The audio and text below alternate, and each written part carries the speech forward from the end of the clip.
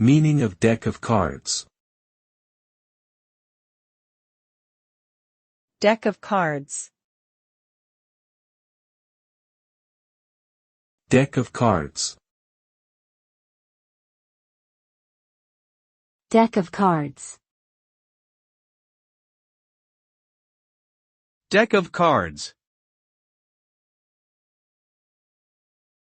A deck of cards typically refers to a set of 52 playing cards consisting of 4 suits, hearts, clubs, diamonds, and spades. Each suit contains 13 cards with values ranging from ace to king.